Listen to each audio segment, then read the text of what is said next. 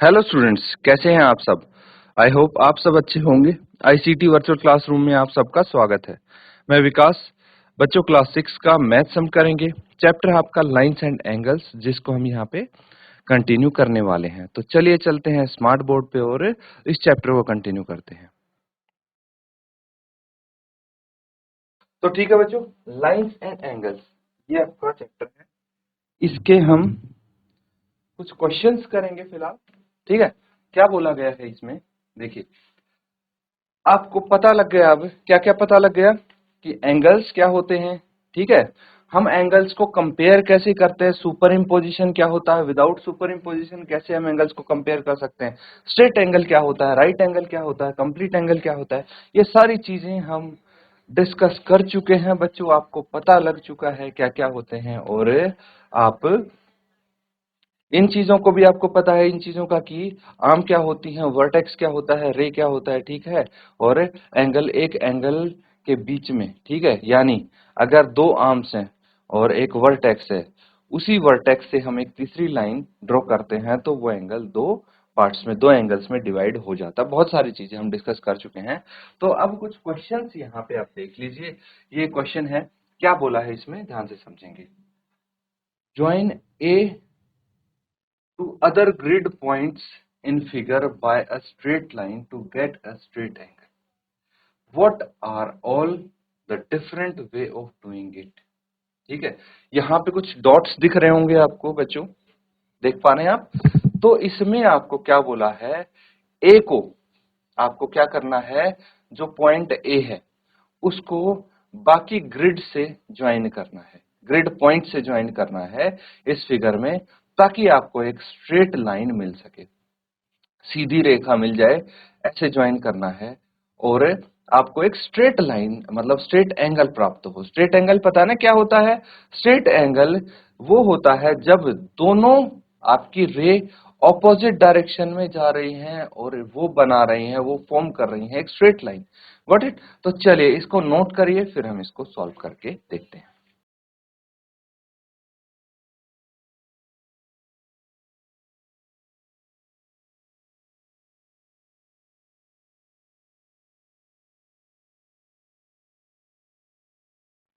देखिए, दे यहाँ पे बहुत सारे अलग अलग तरीके हैं ये फॉर्म करने के। ठीक है, एक straight line and a straight angle. अगर ये पॉइंट ए है, ठीक है, मैं दूसरे मार्कर से, दूसरे कलर से इसको करने की कोशिश करूंगा। आप ध्यानपूर्वक इसको देखेंगे तो देखिए, अगर मैं इसको दूसरी डायरेक्शन में एक्सटेंड करता हूं, अगर मैं यहां तक करता हूं, ठीक है, यहां पे मैं इसका नाम लिख देता हूं सी। तो ए सी एंड ए बी ये दो रे हो गई, और ये ऑपोजिट डायरेक्शन में जा रही हैं। वर्टेक्स ए अगर हम मान लें तो ये एक स्ट्रेट एंगल फॉर्म कर रही है। अब देखिए, अगर मैं इसको और आगे बढ़ाता हूं तो यहां तक भी हो सकता है, ये पॉसिबल, यस, है ना। और अगर इसको मैं नाम दे देता हूं सी, तो ये भी एक स्ट्रेट एंगल हो जाता है। समझ में आ गया, स्ट्रेट एंगल क्या होता है, 180 डिग्री होता है, और जिसकी दोनों आर्म्स, एक आर्म ये हो गई, एक आर्म ये हो गई, दोनों आर्म्स ऑपोजिट डायरेक्शन में जाती हैं। समझ में आ रहा है। अब देखिए, बहुत सारे अलग अलग तरीके हैं इसको करने के। अब अगर मैं इस सी को पूरा ना बनाऊं, ठीक है, ध्यान से देखिए, अगर मैं सिर्फ यहां तक लिखता हूं इसको, ये सी, ये भी ऑफ कोर्स एक स्ट्रेट एंगल है, नो डाउट। ठीक है, अब अगला देखिए, यहां पे ये ए से बी तक कनेक्ट किया हुआ है। क्या किया है, ए से बी तक कनेक्ट किया हुआ। दूसरे पॉइंट इस ग्रिड में अगर हम देखें तो ये इस ए को दूसरी डायरेक्शन में यहां तक लेके जाएं, इसका नाम सी रख दें, तो ये एक स्ट्रेट एंगल बन जाता है। और अगले ग्रिड, अगले पॉइंट पे ज्वाइन करें इसको और वहां सी लिखते हैं, तो ये भी एक स्ट्रेट एंगल बन जाता है। जैसे अगर मैं यहाँ पे यहां तक ज्वाइन करता हूं, it is a straight angle. अब अगर मैं अलग जगह कहीं बनाता हूं, देखिए यहां बनाता हूं, स्ट्रेट एंगल बन जाता है। इसका नाम ए दे दिया, इसका बी, इसका सी, हो गया स्ट्रेट एंगल। Got it. अब यहाँ पे अगला क्वेश्चन क्या बोला गया है, ये देखिए ध्यान से। Now join a two other grid points in figure by a straight line to get a right angle. What are all different ways of doing it. अब बच्चों आपको इसको, जो पॉइंट ए है, इसको क्या करना है, ग्रिड में दूसरे पॉइंट से ज्वाइन करना है। ज्वाइन करके एक हमें स्ट्रेट लाइन प्राप्त करनी है। क्या करनी है, स्ट्रेट लाइन चाहिए बच्चों, ताकि आपको एक राइट एंगल मिल जाए। तो एक सीधी रेखा बनानी है और आपको एक राइट एंगल प्राप्त करना है। ठीक है, तो चलिए इसको नोट करके सॉल्व करेंगे।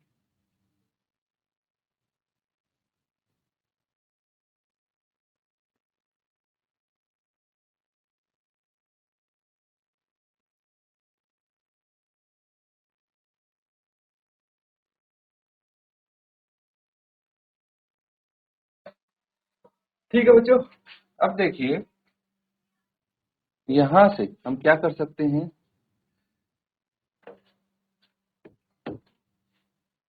पॉइंट ए है, ठीक है। अब हमें राइट एंगल कैसे मिल सकता है, अगर हम इसके परपेंडिकुलर एक लाइन ड्रॉ करें ऐसे, तो हमें एक राइट एंगल मिल सकता है। ठीक है, इसका नाम सी दे दीजिए, ये एक राइट एंगल हो जाए।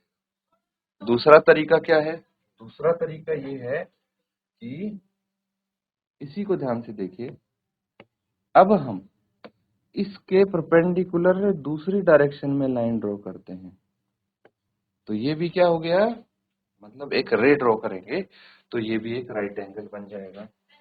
तो ये तरीके हैं अलग अलग जिनकी हेल्प से हम एक राइट एंगल ले सकते हैं, दोनों डायरेक्शन में जा सकते हैं। अब देखिए और तरीके अगर एक्सप्लोर करने हैं तो बस यही हो सकता है कि हम इसको इस पॉइंट तक करें, या इस पॉइंट तक करें, या इस पॉइंट तक करें, है ना। सेम ऑपोजिट डायरेक्शन में आप कर सकते हैं। अब ये ए है, तो अगर मैं इस ए को इस डायरेक्शन में यहां तक एक्सटेंड करता हूं तो हमें मिलता है एक राइट एंगल। अगर मैं और आगे तक एक्सटेंड करता हूं, बिल्कुल ये राइट एंगल ही रहेगा। और अगर मैं इसको ऑपोजिट डायरेक्शन में, मतलब इस डायरेक्शन में एक्सटेंड करता हूं, तो यहाँ पे राइट एंगल बन जाएगा। दोनों में से आप किसी भी डायरेक्शन में इसको एक्सटेंड कर सकते हैं, कोई भी एक डायरेक्शन लिख लीजिए। तो ठीक है, अब आपको इस लाइन को एक्सटेंड करना है आगे, बस यही कर सकते हैं। ठीक है,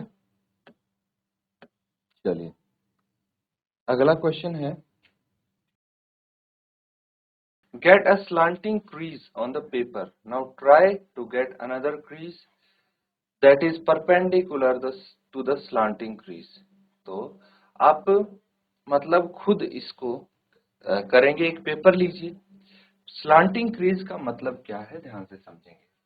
स्लांटिंग क्रीज का मतलब है, मान लीजिए ये एक ऐसा पेपर है, रेक्टेंगुलर पेपर है, आयताकार पेपर है, तो अगर हम एक स्लांटिंग क्रीज लेंगे तो कुछ ऐसे ऐसे क्रीज बना के इस पेपर को मोड़ दें।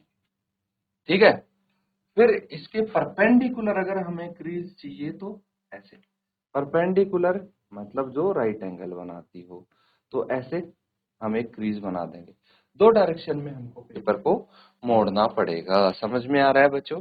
तो इस तरह आप करेंगे और फिर देखेंगे how many right angles do you have now, justify why the angles are exact right angle. ये आपको बताना है कि भाई अगर ये पेपर आप ऐसे मोड़ेंगे तो कितने राइट एंगल्स यानी कितने समकोण आपको मिलेंगे, और ये राइट एंगल क्यों है ये आप बताएंगे।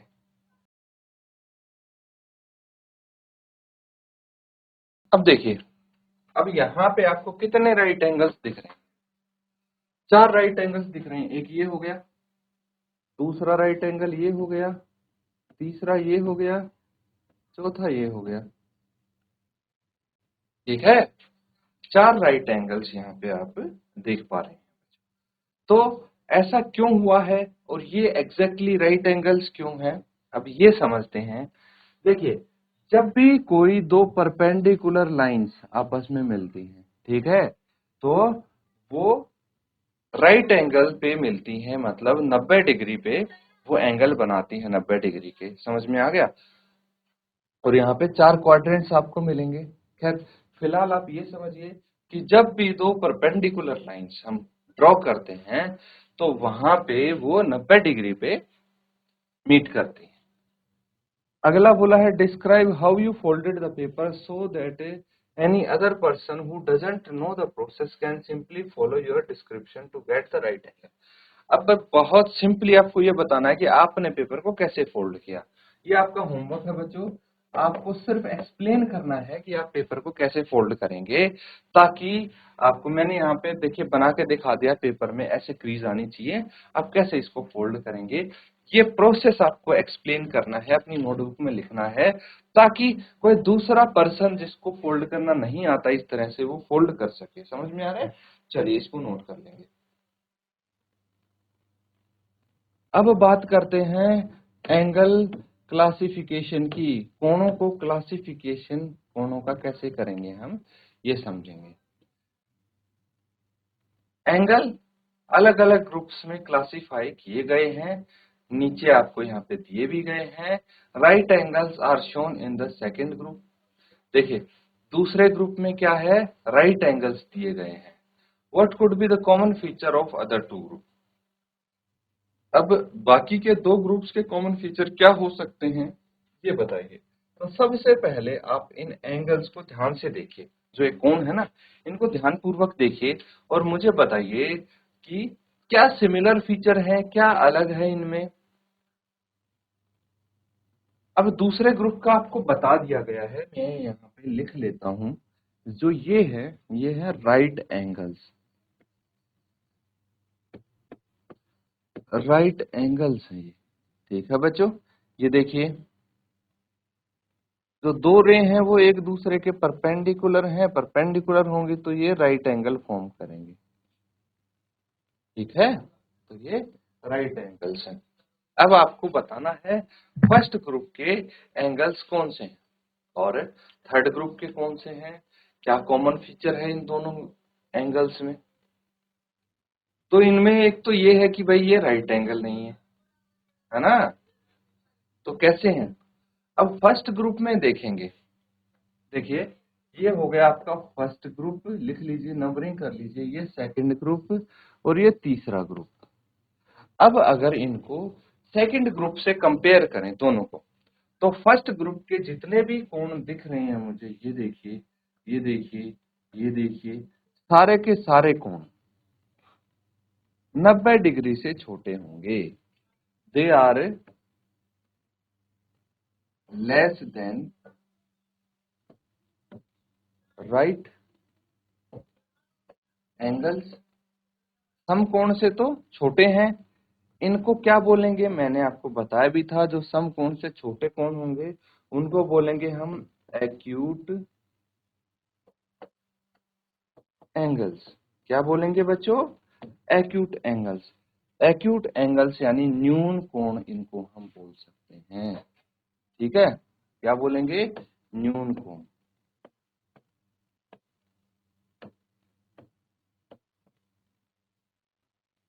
Acute angle.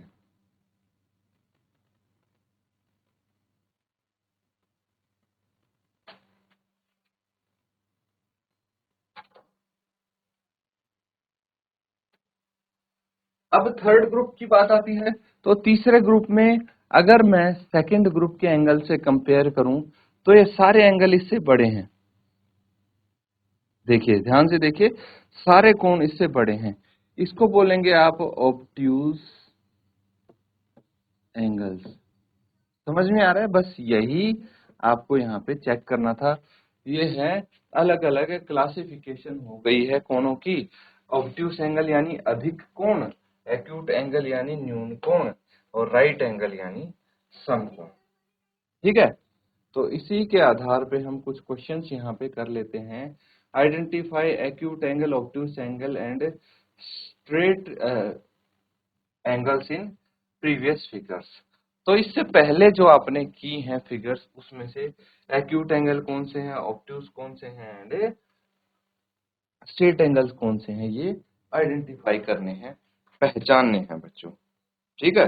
तो बिल्कुल आप पहचान सकते हैं कि एक्यूट एंगल कौन से हैं, ऑब्ट्यूज कौन से हैं और राइट एंगल कौन से हैं, ठीक है। तो हमने यहाँ पे देखिए, यहाँ पे लिख लिया है ना, ऑलरेडी हम कर चुके फर्स्ट क्वेश्चन। ये रहे फर्स्ट ग्रुप के एक्यूट एंगल, सेकंड के राइट एंगल, थर्ड के ऑब्ट्यूज एंगल। और इससे पहले भी जो हमने किए हैं उनको भी आप आइडेंटिफाई करने की कोशिश करें। Make a few acute angles and a few obtuse angle, draw them in different orientation. तो कुछ आप एक्यूट एंगल बनाइए, कुछ ऑब्ट्यूज एंगल बनाइए और अलग अलग डिफरेंट ओरिएंटेशंस में उनको बनाने की कोशिश करेंगे। तो बिल्कुल हम बना सकते हैं। देखिए यहाँ पे अगर बात करते हैं एक्यूट एंगल्स,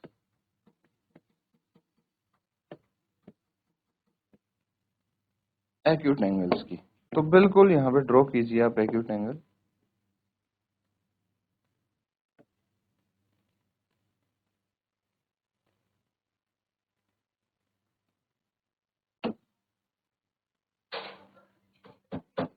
ये एक्यूट एंगल हो जाएगा। और देखिए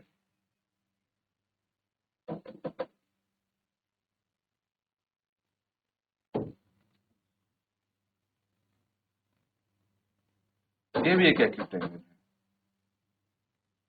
और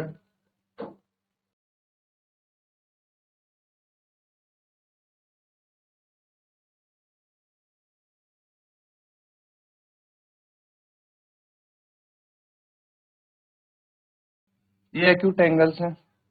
और भी इस तरह से आप एक्यूट एंगल्स बनाने की कोशिश करें। अब बात आती है ऑब्ट्यूज एंगल्स की। अधिक कोण, ऑब्ट्यूज एंगल बनाएंगे।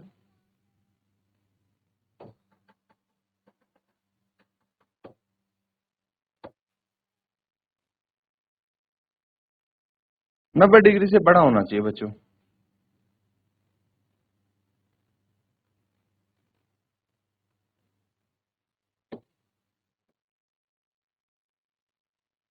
तो ये 90 डिग्री से बड़ा दिख रहा है, मतलब ये ऑब्ट्यूज एंगल है।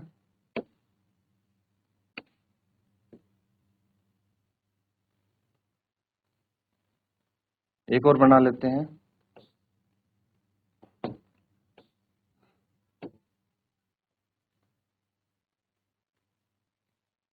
ठीक है, तो ये आपके ऑब्ट्यूज एंगल्स नोट कर लें।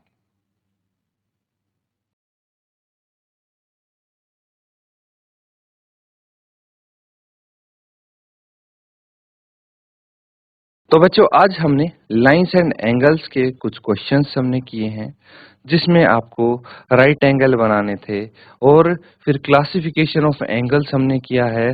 जैसे एक्यूट एंगल क्या होते हैं, ऑब्ट्यूज एंगल क्या होते हैं, राइट एंगल क्या होते हैं, स्ट्रेट एंगल क्या होते हैं, ये तो आपने पहले ही सीख लिया था। और इनको अलग अलग कैसे क्लासिफाई कर सकते हैं।